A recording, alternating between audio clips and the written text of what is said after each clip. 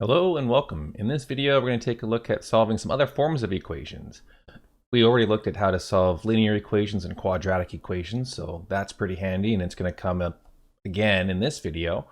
But what if you have maybe some sort of form of an equation that isn't exactly linear or quadratic? Let's take a look at a couple special cases.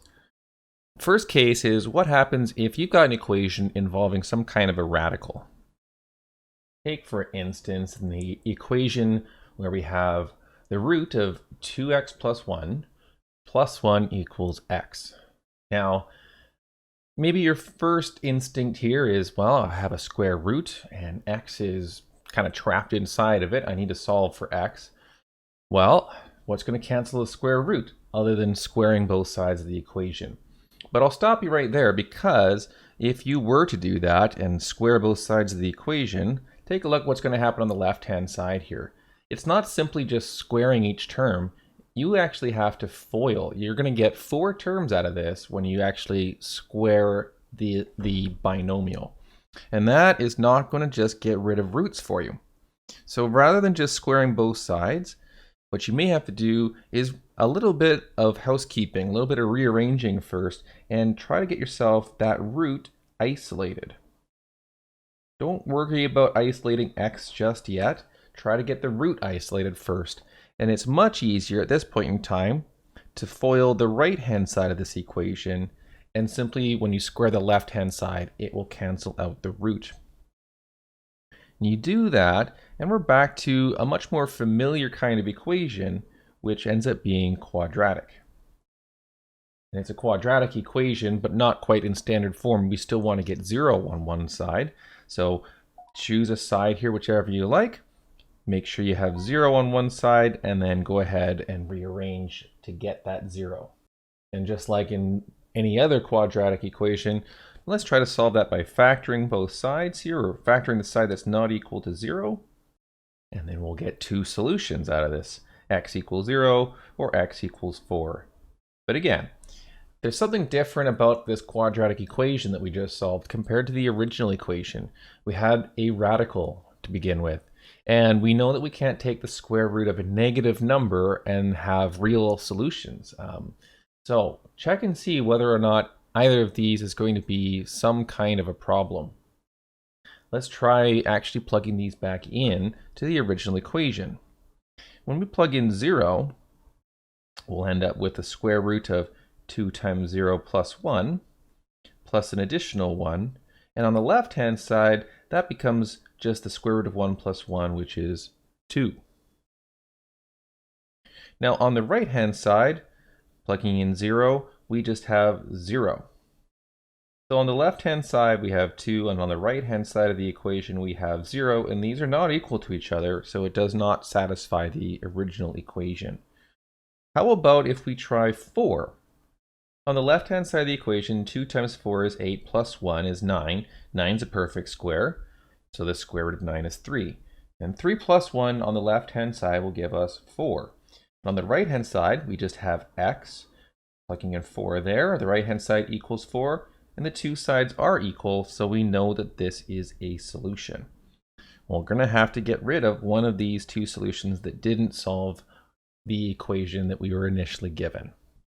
Always be careful when you go and do something like squaring both sides. That operation can actually create brand new solutions to a new equation that don't work in the original. All right, so that's an example of radicals. And if you have multiple roots or radicals in your equation, try to isolate one, square both sides, and if you still have roots left, you might need to isolate the next root and then square both sides again. And this will continue to happen until hopefully you can get down to an equation that is just polynomials. What about if you have an equation involving absolute values? If we have an equation where we have, say, an absolute value on one side equals some expression on the other side. Well, keep in mind that the definition of the absolute value of something, in this case, let's say the absolute value of x, would be equal to x if x is greater than or equal to 0, but it would be equal to the negation of x if x is a negative number. And so, by looking at that, there are actually two different possibilities for solving the equation absolute value A equals B. If A is an expression that evaluates as positive, then we might have just A equals B. If A is some expression that may evaluate as a negative, then we'd have to look at the negation of that, and that could also equal B. You end up with two different equations, and so that means that you might have multiple solutions to this type of equation. Let's do an example. Here we have the absolute value of 3x minus 5 equal to 6. Now, depending on the value of x, sometimes 3x minus 5 is going to end up being a positive value. So in that case, we would actually look at 3x plus 5, or sorry, 3x minus 5 could simply equal 6. Now, it's also possible that 3x minus 5 could end up being a negative number, in which case the absolute value is going to negate it again, in which case we have negative 3x minus 5 could also equal 6. So there's two scenarios. The left-hand scenario is when 3x minus 5 is already positive. The absolute value just leaves it alone. And in the right-hand case here, if 3x minus 5 is a negative value, the absolute value negates it to make it positive. But both cases could possibly have the value of 6. Now, in the case of the right-hand side, we may just take that negation and actually negate the 6. You take both sides of this equation and you could multiply this by minus 1. So then you get 3x minus 5 equals negative 6, and that would be equivalent.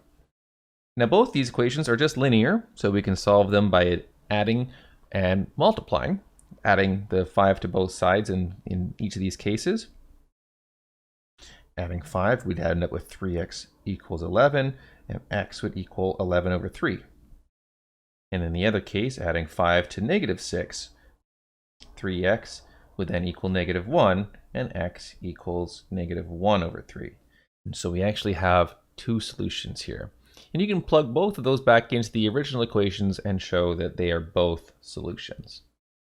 If you want to think of another way to explain why there might be two solutions, then you can look at the definition of absolute value as being a distance. When we say that 3x minus 5 has an absolute value of 6, we can think about that as on a number line.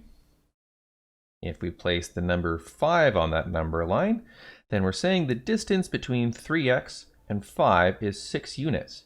So if we go 6 units to the right here, this is going to be 11.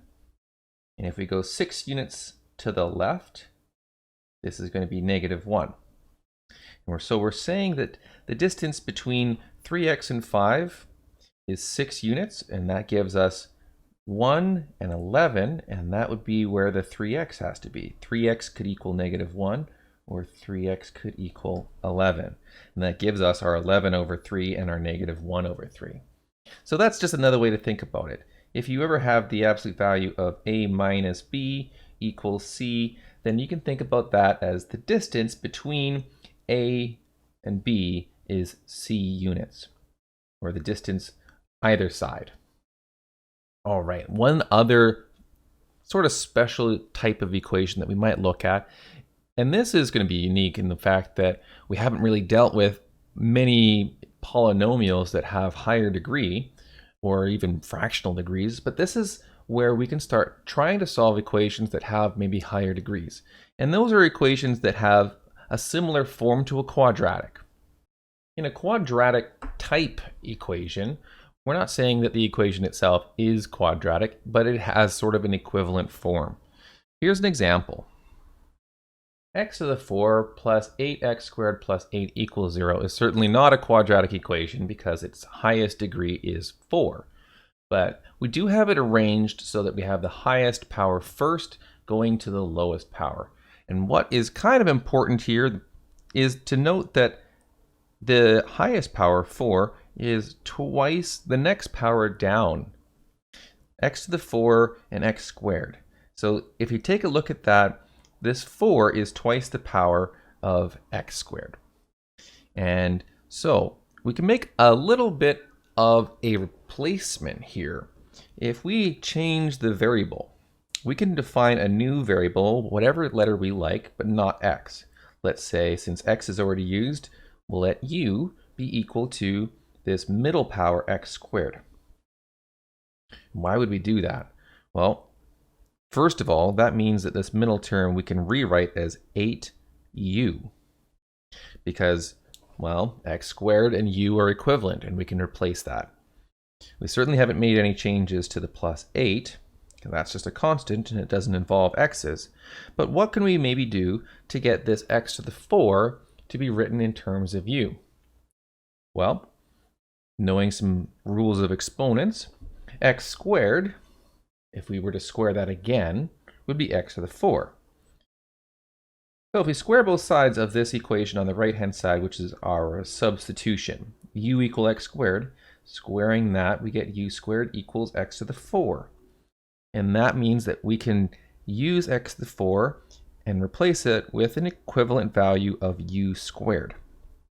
And sure enough, after doing this clever replacement, we end up with a quadratic equation, but with a new variable. This equation can be solved using the quadratic formula. And I'll let you do that. Try it out, making sure you have the correct values of a, b, and c. It may be possible to factor this one. It may not be. When in doubt, you can always go back to the quadratic formula to solve for u.